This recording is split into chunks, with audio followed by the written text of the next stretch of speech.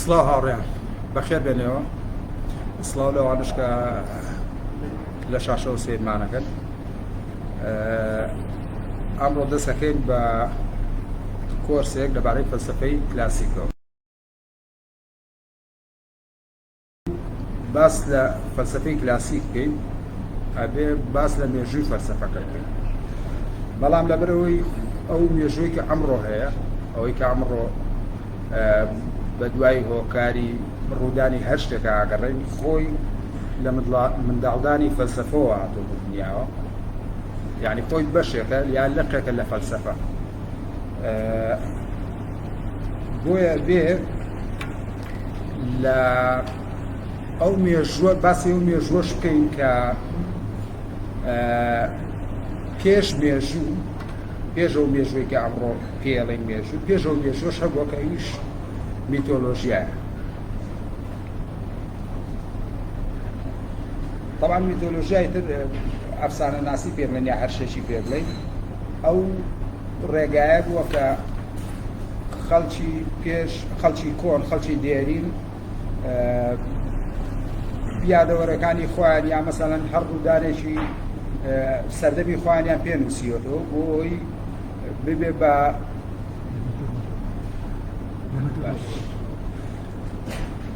بە سەرچاوەیەک بۆ پەروەردە بۆ گواستنەوەی زانیاری بۆ هەر شتێکی لەو بابەتە بەڵام لەگەڵ مێژووە مەسەڵەن جیاوازی زۆرە یعنی ئەو شێوازەی نووسینەوەی مێژوو لەگەڵ مێژووی ئەمڕۆمانە جیاوازی زۆرە چونکی تا ڕادەیەک زانیاری تیا شارداوەتەوە باشە یعنی ئەمە لە مێژوو لەوانەیە لە مێژوو شاوشانە هەبێ بەڵام ئەو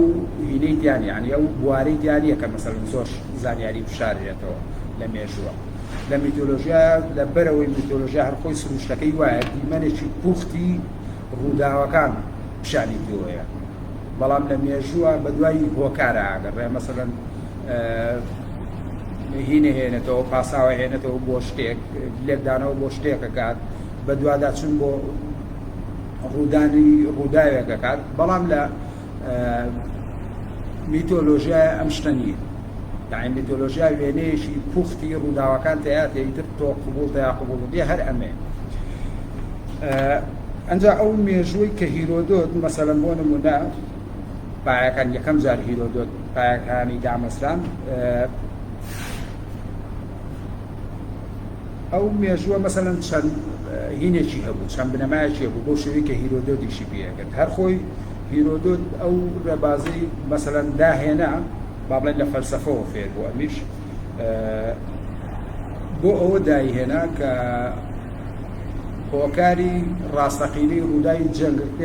جەنگی فارسەکان و یۆنانیەکان بدۆزێتەوە باشە ئەم گەڕا بە دوای هۆکار و بە دوای سەرەتای دروستبوونی جەنگەکەیە لە ڕاستیە هەمانە شتەیە کە فەلسەفە و زانستیش ئاوا دەست پێەکەن بە دوای هۆکار و سەرەتای شتێک ئاگەڕێن یعنی بە دواداچوون بۆ ئەوە ئاکرد ئەنجا ئەو مێژووە لە لای هیرۆدۆت کە ئەوت سەیری کتێبەکەی هیرۆدۆت دەکەین کە ناویشی ناوە ئیسۆریا مێژوو باڵێن چی ئەکات هیرۆدۆت دێ بۆ ئەوەی هۆکاری ڕاستەقینەی ئەو جەنگە بدۆزێتەوە دێت نەخشەیەکی گەورەی هەموو جیان دروست دەکات لەناو ئەم نەخشە گەورەیەیە بە تەنیا مەسەڵەن بەس باسی فارسەکان و یۆنانیەکان ناکات بەڵکو باسی هەموو هۆزەکانی ترەکات هەموو ئەو نەتەوانەی تر کە لەو سەردەمانەیە ژیا و بە شێوەیەکیش باسییانەکە ینی باسی هاتنەبوونی هۆزەکانیشەکە تەنانەت دێمە ئەمڕۆ کە مەسەڵەن زانیاریمان لەبارەی مادەکانەوە هەیە لە هیرۆدۆتەوە مەسەڵەن ئێمە ئەو زانیاریانەمان پێگەیشتووە کە باسی پاشایەتی مادەکانەکە و چۆن مەسەڵەن دروستبوون و چۆن پاشایەتیان دروست کرد و هەتا ئەوەی کە مەسەڵەن دواتریش لەمانەوە لە مادەکانەوە باڵێ ئیمپراتۆریەتێکی تر یا هێزێکی گەورەی تر دروستە بێ بە ناوی هێزی فارسەکانەوە کە لەژێر فەرمانڕەوایی کۆڕوشا دەستپێەکە یعنی بەم شێوەیە باسی دروستبوونی هۆزەکان و نەتەوەکان و یا شار حکومەتەکانیشەکە ئەجا بۆیە ئێمەش ئەگەر بەم میتۆدە هیرۆدۆتیە بزانین چی ڕوویاوە یعنی چۆن شتەکان چۆن فەلسەفە هاتە دنیاوە چونکی پرسیارە سەرچیەکەی ئێمە ئەوەیە فەلسەفە بۆچی لە یۆنانە هاتە دنیاوە و بۆچی لەو کاتە دیاریکراوەشە یعنی بۆچی لە هیچ شوێنێکی ترانە هاتە دنیاوە ئێمە بێ ئەو نەخشە گەورەی گیان دروستکەینەوە لەو سەردەمانەیە لەو سەردەمانەی کە پێش ئەگەر فەلسەفە وەکو ڕوودانی وەربگرین پێش ڕوودانی فەلسەفە یا پێش هاتە دنیای فەلسەفەوە ئەبێ ئەمە ئەو نەخشە گەورەیە دروستکەینەوە تەماشایەکەین بەوەی بزانین بەراوردیان بکەین یعنی هەموو هۆزەکان بزانین ئەو توخمە چییە یا مەسەلەن ئەو زەمینە سازی و ئەو فەزایەت چییە کە مەسەلەن ئەگونجێ بۆی فەلسەفە بێتە دنیا فەلسەفە و زانستیش هەردووچان سوشی هەردووچان بەیەکەوە مێژوەکان لەگەڵ یەکە ئەگەر تەماشا بکەین مەسەلەن بۆ نمونە لە ئەو کاتی کە مەسەلەن ئەو زەمینە سازیە دروستە بێ بۆی فەلسەفە بێتە ئاراوە یعنی ێشا فەلسەفە و زانست نهاتونەتە ئاراوە بەگشتی لە هەموو جیانە و لە یۆنانیشە شارستانیەتەکان مەسەلەن دەسەڵاتێکی با بڵێن پیرۆزی لاهوتیان هەبوو لە هەموو شارستانیەتەکانە هیتر لە هەر سۆمەری و بابلی و کەدی و تەنانەت میسری و هندی و مادەکانیش طبعاً لە مادەکانە زۆر کەس باسی ناکە یعنی هیچ سەرچاوەیەکی نووسی نییە کە باسی مادەکان کا بۆ شێوەیە کە ئەمیش دەسەڵاتێکی ئەومە هیرارشیانەی هەبووە چونچێ مەگەس تەماشای دەقەکانی هیرۆدۆت شوکەی سێرەکەی مەسەن بۆ نمونە پاشا دیاکۆ کۆشکەکەی خۆی جیاکاتەوە حەودی وا دروستەکە و ئەبێ لە ڕێگەی نووسینەوە مەسەلەن کەسێکی ئاسایی داواکانی بگێنێ بە پاشا بۆ هەر لە ڕێگەی نووسینیشەوە داواکانی لە پاشا دیاکۆ ئەدرێتەوە بە کەسەکە یعنی ئەمەش هەیە هەرەوە نابڵێن باسی فیرعەونەکان بکەین و باسی سۆمەریەکان بکەین کە ئەوان دەسەڵاتێکی ئەوەندە هیرارشیان هەبوو لە لووتکایە مەسەلەن پاشا دایانیشە و ئەوانی تر لە خوارەوە بێ خزمەتی بکەن ئەنجا ئەگەر تەماشاش بکەین مەسەلەن بۆ نمونە هەمیشە لەناو ئەم شارستانیەتانەیە لەناو یۆنانیەکانیشە هەروەکوانی تر پاشا هەموو کاتێ ڕۆڵی ئەو ڕۆڵە گەورەی بینی و ڕۆڵە بەرزەی بینیوە کە هیچ کاتێ مەسەلەن یەکسان نەبووە لەگەڵ تاکە لەگەڵ کەسێکی ئاسایی ناو شانشینەکەیە ئەگەر تەماشای بۆ نمونە سەیری چیرۆکی ناو دەقە پیرۆزەکانیش بکەین چیرۆکی موسا و فیرعەون بکەین تەنانەت موسا ناوێرە کاتێک کە ئەمری پێکرێ بۆی بچێ بۆ لای فیرعەون و پەیامی خوای پێ بگێنێ موسا تۆزە ترسی هەیە لەوەی بچێ قسە لەگەڵ فیرعەون هەکات چونکی کێ وێرایەتی لەگەڵ فیرعەون قسە بکات ئەمە لە لای یۆنانیەکانیش هەر بەو شێوەیە بەڵام لای یۆنانیەکان میتۆلۆژیا بە تایبەتیش لە سەردەمی ئۆمیرۆس و ئیسۆدۆسەوە طبعاً میتۆلۆژیا پێشتریش هەبووە و زۆر کەسیش زۆر سەرچاوە هەن یۆنانیەکان خۆیان باسی واکەن کە فەلسەفە و میتۆلۆژیاش بەیەکەوە هەبوون پێش ئۆمیرۆس و ئیسۆدۆس بەڵام ئەو ڕسکەیە زۆر کەم باسیەکە بە پێویستی نازانم لێرای باسی کەم بەڵام ئەوەی کە وتم ئۆمیرۆس و ئیسۆدۆس لە کارەکانیانە تا ڕادێک تۆزە پێشکەوتون لە چاو میتۆلۆژیای شارستانیەتەکانی ترە ئەمان تا ڕادێک گەیشتونەتە قۆناغێک کە لە بینی با بڵێن لە نێوان میتۆلۆژیا و فەلسەفەیە یعنی ویستیانە بگوازنەوە بۆ بەرەو ئەوەی کە مەسەلەن باز لە مانایشی باز لە شتێ بکەن کە مانایی بێ یعنی باز لە شتێکی مادی نەکەن بەتەنیا مەسەڵەن بۆ نمونە ئەگەر تەماشای دەقەکانی ئۆمیرۆس و ئیسۆدۆس بکەین لە یۆنانیا شتێکی پێوترێ ئافریمێنی ئێنیا ئافریمێنی ئێنیا مەبەسمان لە دادپەروەری ئازادی خێرایی کات ئەمانە هەمووی ئافریمێنی ئێنیان لە ئینگلیزیەوەزان پێوترێ ئەبستراکت مایند لە دەقەکانی ئۆمیرۆس و ئیسۆدۆس هەم شتێکیان نییە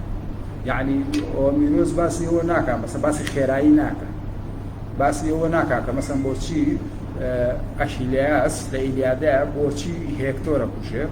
طبعاً باسی ئەوە ناکات کە لەبەرەوەی خێرایی ئەشیلیاس زیاتر بۆیە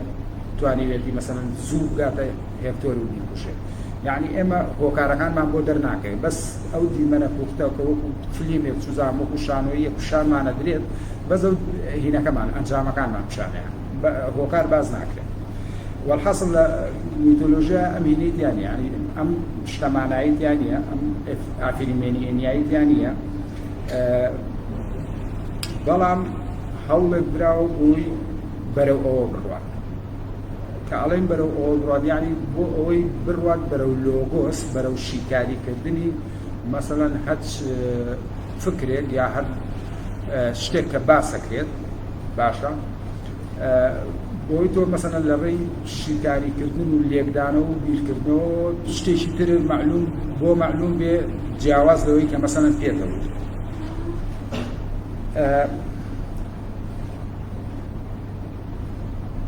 ئۆمیرۆس لە ئەم هەوڵەیە تا ڕادەیەک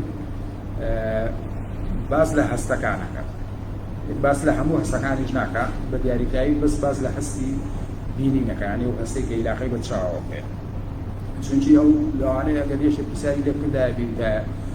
هەستی بینینە بەلاوە باشترەیە هەستی بیستن لەوانەیە تێنەگەیشتایە. طبعاً زۆر شت هەیە مەسەڵەن لە لای ئۆمیرۆس باز نەکرا و ئەمڕۆ ئێمە زۆر بە ئاسانی بەکارێنین. مەسەڵەن بۆ بێزگەنەوە بە هەستی بینین و بیستن مەسەڵەن لای ئۆمیرۆس دەبۆ وشەی لاشە یان جەستە لە لای ئۆمیرۆس ئەو مانایی نەبوو کە ئەمڕۆ لای یۆنانیەکان خۆیان هەیە لای ئێمەش هەیە. لە لای ئۆمیرۆس لاشە بە شتێ وتراوە لاشەکە گیانی دیان نەماوە، یعنی یەکێک کە مردووە تەواو کە مردووە ئەنجا پێی وتراوە لاشە. یان مەسەڵەن ڕۆح کاتێک پێی وتراوە ڕۆح ئەگەر مەسەڵەن یەکێک بیوتایە وەڵا فڵان کەس ڕۆحێکی ئازایانەی هەیە ڕۆحێکی مەردانەی هەیە، ئۆمیرۆس تووشی هی نەبوو، تووشی ئەمە بەس چییە؟ یعنی چی ڕۆحێکی ئازایانی؟ چونکە ڕۆح بەس ئەو کاتە ئەبینێ، بەس ئەو کاتە باسەکرێت کە کابرا ئەمرێت، کەسەکە ئەمرێت و تر ڕۆحی ئەچێ بۆ ئاسمانە، جنا باسی ڕۆح نەکراوە بەشوان. یعنی وەڵحاصل بە کورتی باسی ئافریمێنیە نەکراوە، بەڵام باسی چەند شتێک کراوە کە لە هەستی بینینە، ئەویش لە ڕێگەی با بڵێن پاڵەوانەکانیەوە بە شێوەیەک مەسەڵەن باسی چەند شێوازێکی بینین کراوە. لێمە لە کوردی خۆشمانە تەوان ئێستا ئەگەر بە یۆنانیەوانەتەن بۆ باسکەم زۆر بەلاتانەوە دەرناکەوێت، بەڵام لە کوردی خۆمانە ئێمە وشەی بڕوانە و سیرکە و تەماشاکردن و ئەم شتانەمان هەیە، یان سەرنج بدە، ئەمانە حاڵەتێکی سیرکردنی جیاوازن، یعنی هەر یەکان بۆ شوێنەکەوێت. ئەنجا لای ئۆمیرۆس ئەم شتە تا ڕادەیەک هەوڵی بۆ دراوە هین بکرێت، یعنی بگاتە و ئاستەکە مەسەڵەن هەر باسی بەو شێوازە تەقلیدیە کۆنەکە نەڕوات، وەکوی کە لە میتۆلۆژیەکانی تر بە هیچ شێوەیە باسی ئەمانە نەکرد. یعنی ئێستا ئەگەر باسی سەیری داستانی بابلیەکان بکەین یا ئەگەر هەچ شینێکی تر هەبێت، هەچ چیرۆکێکی ئەفسانەیی تر هەبێت، ئەوە بەڕوونیە بینی کە بە هیچ شێوەیەک باسی ئەم شتانە ناکرێت، باسی دادپەروەری و ئازادی تەنانەت باسی هەستەکانیش ناکرێت. ئۆمیرۆس لەمەیە یعنی تا ڕادەیەک گەیشتووەتەوەی کە مەسەڵەن بەم شێوەیە هەنگاوێ بچێتە پێشەوە لە نزیک بێتەوە لە ئافریمێنی ئێنیە، یعنی ئەو بینە تێ پشتێنە کە تەنیا هەر دیمەنێکی دوختکراوی ڕووداوەکان بابەتەستەوە. ئەنجا ئەگەر سەیری ئەو پێناسەیە بێن، پێناسەیەکی ئاریستۆتەلیسێ بۆ فەلسەفە و زانست، تا ڕادەیەک خۆی بە سۆفیاش یعنی پێناسەی سۆفیا کا بەس لە ڕاستیە فەلسەفە و زانستە. ئەڵێ ئەگەر ئێمە بگەینەوە لەوەی کە ئایا فەلسەفە و زانست چی؟ یعنی فەلسەفە و زانست ئەوە بێت کە تەنیا کۆی تەجروبەکان و کۆی هەستەکان و یادەوەریەکانمان بن، ئەوە هەموو نەتەوەیەکی تر ئەیتوانی هەموو نەتەوەیەکی تریش خاوەنی فەلسەفە و زانست. بەڵام ئەگەر فەلسەفە و زانست ئەوە بێ گەڕانێک بێت بە دوای هۆکار و سەرەتایی هەموو بوونەکانە، هەر بوونەکەی گیری ئەمە بە دوای سەرەتا و هۆکارەکانیان بڕن چۆن هاتۆتە دنیاوە، سەرەتەکەیان چی بووە، ئەوە بەس لە یۆنانە ئەم شتە دۆزینەوە. بۆ لەبەرەوەی بەس لە یۆنانە بەم شێوەیە مەسەڵەن گەڕاون بە دوایەوەی کە مەسەڵەن فڵان با بڵێن هەر بە تالیسەوە کە ئاوی بە سەرچاوی هەموو شتەکان داناوە، یا دواتر مەسەڵەن فەیلسوفەکان دێن دانە بە دانە ئەم سەرەتایە گۆڕن، ئەنجا دوایی ترگاتە ئەو ئاسێکی تر پێویستیان بە سەرەتا نامێنێت، یا مەسەڵەن لە زانستیشە ئەمڕۆ مەسەڵەن بە دوای هۆکاری شتەکانەوە بێت. وەڵحاصل ئاریستۆتەلیس ئێوە بڵێ کە بەس لە یۆنانە ئەم هینە ئەم گەڕانە بە دوای سەرەتا و هۆکارە ڕوویاوە. بەڵام بۆچی بەس لێوەرانە دوو هۆکاری گرنگ هەیە بۆ ئەوەی کە مەسەڵەن پێمانەڵێ بەس لێوەرانە ئەتوانرا ئەم شەی بێت، ئەم شتە بێتە دنیاوە کە فەلسەفە و زانستە. ئەو دوو هۆکارش یەکێکیان ئەو پەیوەندی هەیە بە زەمینە سازی کۆمەڵایەتی سیاسیەوە. هۆکارێکی تریشانەوەیە کە پەیوەندی هەیە بە گەشەکردنی ڕۆحیەتە کۆمەڵگاییەکەوە. ئەمە یعنی چی؟ وەکوی کە پێشتر باسم کرد لە هەموو شارستانیەتەکانی ترە هیچ تاکێکی ئاسایی بۆی نەبووە لەگەڵ پاشایەکە یا مەسەڵەن تەنانەت لەگەڵ سەرکردەیەکیشە بتوانێت بە ئازادی قسە بکات. بەڵام لای یۆنانەکان زەمینە سازیە کرا یان دۆخێک هاتە ئاراوە کە وردە وردە ڕێی بۆ ئەمە خۆش کرد. ئەو دۆخەش لە ڕاستیە گواستنەوە بوو لە شعری بەیتیەوە، لە بەیتە شعریەوە بۆ شعری لیریکی. بەیتە شعری و شعری لیریکی چییە؟ بەیتە شعریە و جۆرانەی شعرە هەرە سەرەتاییەکانن کە لە هەموو میتۆلۆژیاکانی تریشە هەرە و جۆرە شعریەیە، شعری بەیتە شعری هەیە. ئەوانن کە مەسەڵەن باس لە کەسی سێمەکە، یعنی باسی کەسی سێمەکانە، باسی منەکانە، باسی تۆەکە، باس لە پاڵەوانێکە کاکەوای کردووە مانای پاڵەوانە، نیوە پاڵەوانە، خواوەندە یا کوڕی خۆیان، ئەمانە هەموو کەسی سێمە. بەڵام لە شعری لیریکیە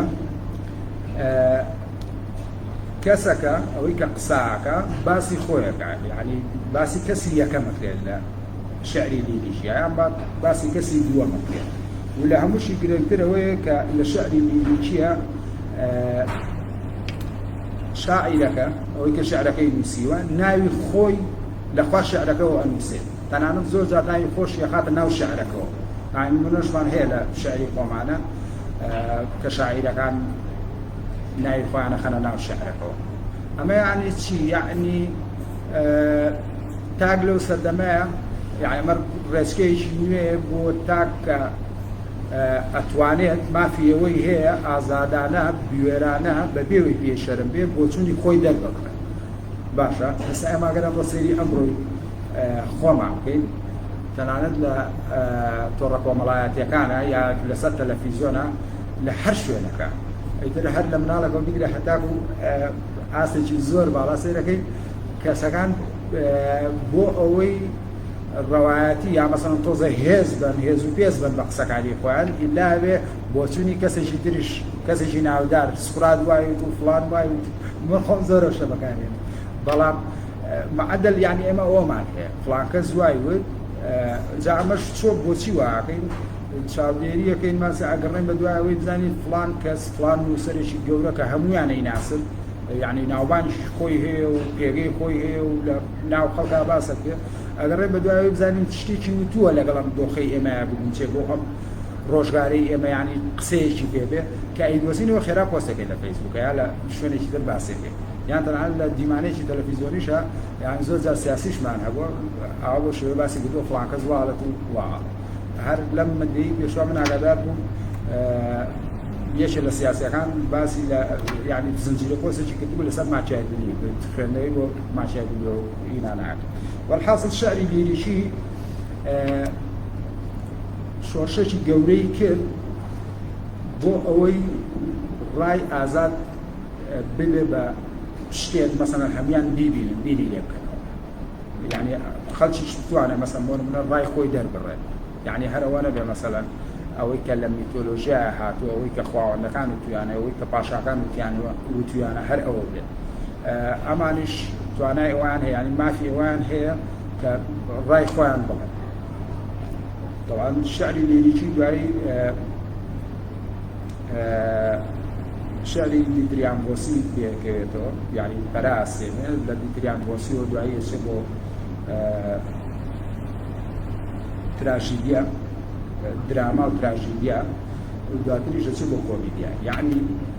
بەبێ ئەوەی شانۆ بێتە دنیاوە مستحیل بوو فەلسەفە بێتە دنیاوە، چونکی ئەمە ئەو قۆناغانە بوون کە مەسەڵەن یۆنانیەکانی گیان بەوەی کە بتوانن مەسەڵەن ئەمان ژڕای ئازادی خۆیان هەبێ و ئەو با بڵێن ئەو شێوازە لە لێکدانە و تەفسیرکردن و ڕابەکردنی دنیایان قبوڵ مەبێ، یعنی ڕەتی بکەنەوە. بۆ نمونە تالیز يعني هەر پێشی شەرە بوو مەسەڵەن بۆ نمونە باوەڕ بەوە بێنێ کە مەسەڵەن گۆڕانکاری وەرزەکان بەهۆی ئەوەیە کە مەسەڵەن خواوەندێک عاجزە لەبەرەوەی کچەکەی دیار نەماوە ون بووە، ئەم لەبەرەوەی خواوەندی سەوزایی و گوڵ و دەخڵ و دان و ئەم شتانە بووە، کچەکەی ون بووە ئیتر بە بۆنەیەمەوە کە ئەم خەمبارە لەبەرەوەی کچەکەی ون بووە ئیتر ئاوا بردەوە وەرزەکانە گۆڕن. کاتێک کە سەیری کردو ئەو هۆکارانەی کە لە پشتی گۆڕانکاری وەرزەکانەوە لە پشتی گۆڕانکاری کەش و هەواوە لە ڕاستیە هیچ باوەندێک نییە، یعنی بەو شێوەیە نییە کە میتۆلۆژیا باسیەکە، بۆیە ئەمەی ڕەت کردەوە و ئەنجا دواییتر مەسەڵەن ناگاتە سەرەوەی کە بۆچوونی خۆی لەبارەی شتێکەوە، یعنی بۆچوونێک بێ کە جیاواز بێ لەوەی کە میتۆلۆژیایە.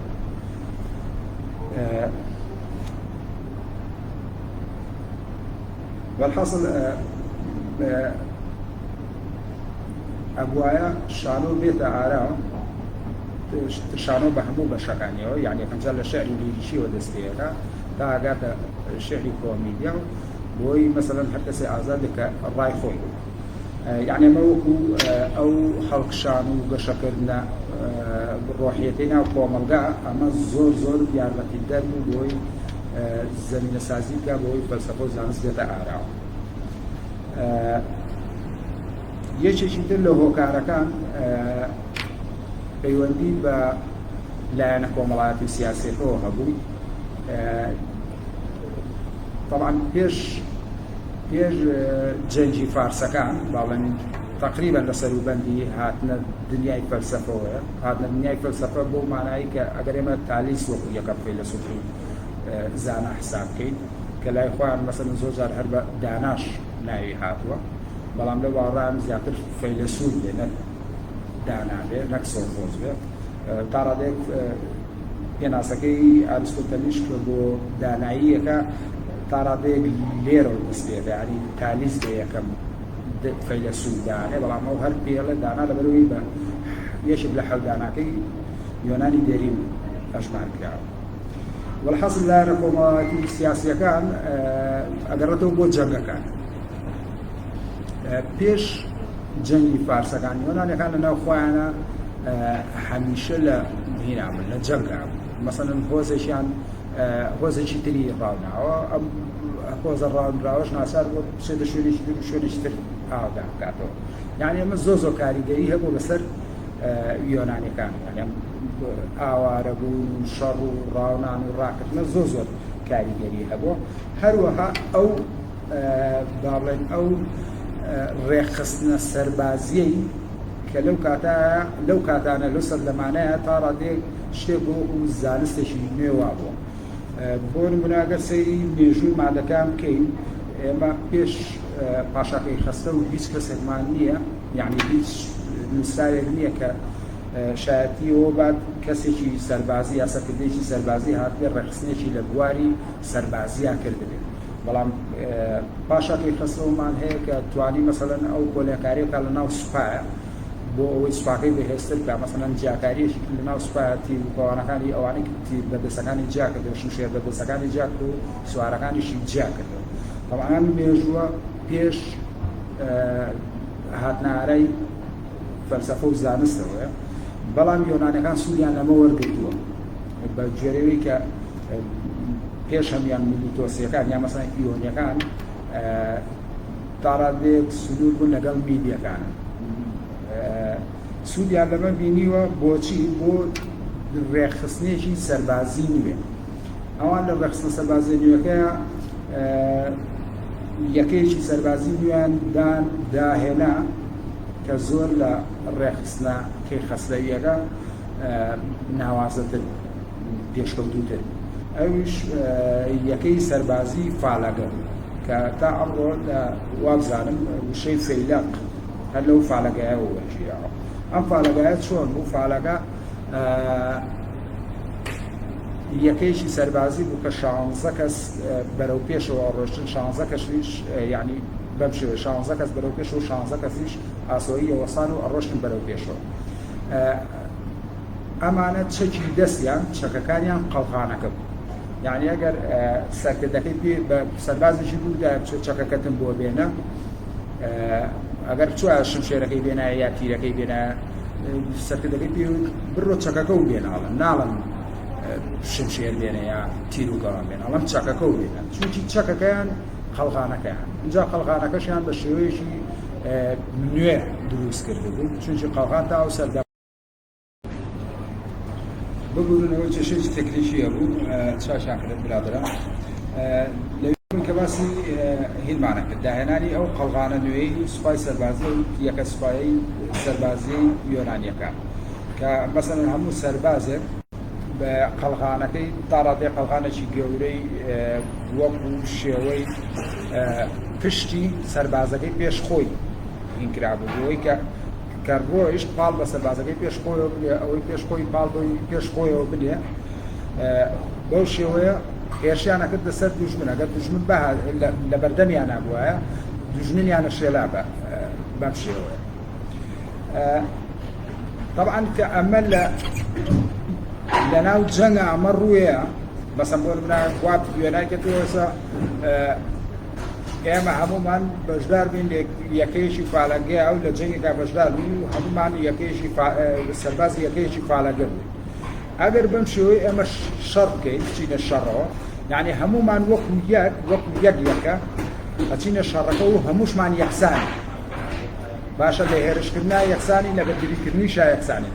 طبعا ئەمە بۆ هێرشکردنی و بۆ بەرگریکردنیش ئەم یەکەیە زۆر ڕۆڵی کاریگەری هەبوو. ئەگەر ئێمە بەم شێوەیە ئاوا بچینە جەنگە و هەمومان یەکسان بین طبعا دوای جەنگەکەش کە یینەوە دووبارە یعنی ئەبێ بە پرسیار بۆمان بۆچی ئەمە بەس لە جەنگا یەکسان بین یعنی بۆچی تەنها بەس لە جەنگا و یەکسانیانانەوە بۆ لە ئاشتیشا و لە کاتە ئاسایەکانی تریشا بۆ شێوەی یەکسان نەبین. لێرەوە مەسەڵەن ئیتر وردە یۆنانیەکان جیا لە هەموو نەتەوەکانی بوو هەوڵیان نابۆی یعنی ئەم شتە بخۆکەن ئەم یەکسانیە بێنە ئاراوە بەدەستی بێنن کە مەسەڵەن بۆ نمونە کەسێکی ئاسایی بتوانێت مەسەڵەن لەگە سەرکردەیەکیشا بە ئاسانی قسە بکات یا مەسەڵەن تەنانەت لەگەڵ پاشاکەشا قسە بکات زانمونەی زۆر هەیە لەو یعنی لە مێژووی دێری یۆنانیەکانە کە مێژووی ئەوانە خوێنیتەوە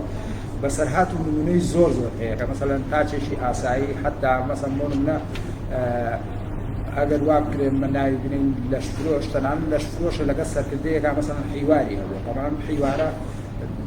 لە شانۆی دیسان دووبارە هاتێتەوە توانیەتی مەسەڵەن مناقەشەی بکا و قسەی لەگەڵا بکا و گفتوگۆی لەگەڵا بکایتر بۆ هەچ مەوزوعێ بێ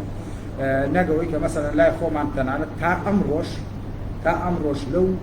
مەڵبەندانەی کە هەر داهێنراوی ئەوانن مەسەڵەن بۆ نمونە لە زانکۆیە تا ڕادەیەک مەسەڵەن بۆ شێوەیە نییە کە مەسەڵەن بۆ نمونە قوتابی و خوێندکار بتوانێت لەگەڵ مامۆستایە حیوارێکی هەبێت لەبارەی شتێکەوە بەڵام 2500 ساڵ لەمە پێش لای یۆنانیەکان مەسەڵەن ئەم شتە هاتووە ئاراوە و ئیشی بۆ کرا مەسەڵەن خەڵک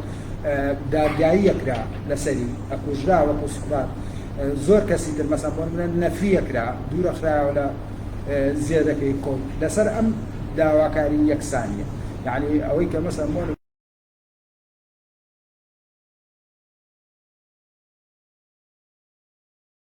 یعنی ئەم دوو هۆکارە ئەم با بڵێن ئەمانەی کە باسمان کرد لایەنە کۆمەڵایەتەکە و ئەو گەشەکردنی ڕۆحیەتی کۆمەلگایی کە لە ڕێگەی شان و شەعرەوە مەسەڵەن بۆ شێوەیە تەشەنەی کرد هۆکار بوو بۆی وردە فەلسەفەش بەو ئاسانیە مەسەڵەن لە ڕووی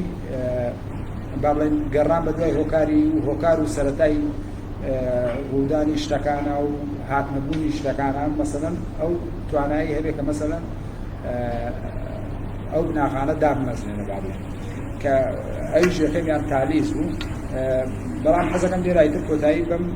وانەیە بێنین چونکی هەر تەنها ویستم زۆربەی زۆری و پرسیارانەی کە ئێمە پرسیار ڕۆژانەی ئەمڕۆمان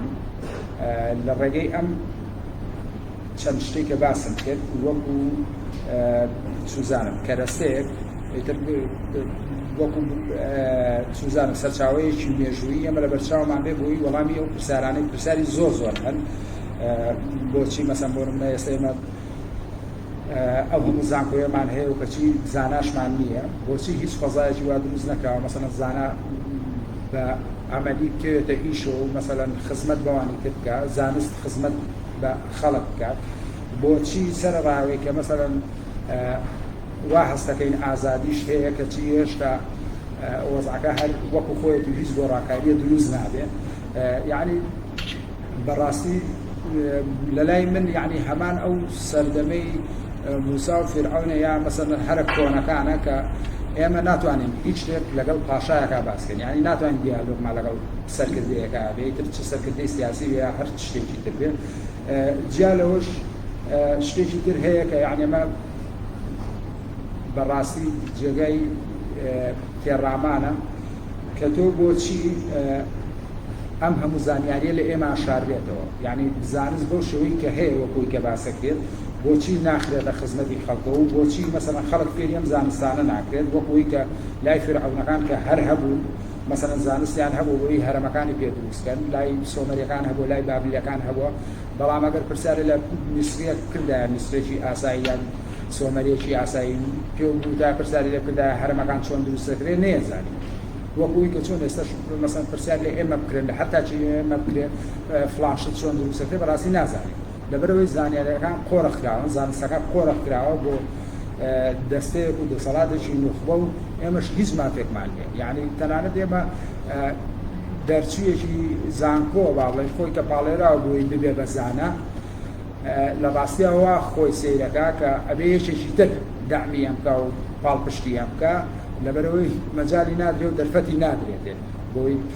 سوزانم مارەسەی عیلمەکەی خۆی بکە و خزمەت بە هەموو شاریش بکە وەڵحەسڵ ئەم پرسیارانە زۆرن بەڵام لەو باوەڕایم ئەو دوو هۆکارە ئەو دوو هۆکاری کە باسم کرد کە زەمینە سازی یەکەن بۆی فەلسەفە و زانست بێتە ئاراوە بەسن و وابزان هۆکارە ڕاستەقینەکانیشن ڕەنگە هۆکاری تریش هەبن و هۆکاری حاکەزایی هەبن بەڵام ئەوە گرنگترین و سەرەکی ترینیانە زۆر سپاسایەکە سەلای بەخۆ وازان کۆتایی پێێنین لەگەڵ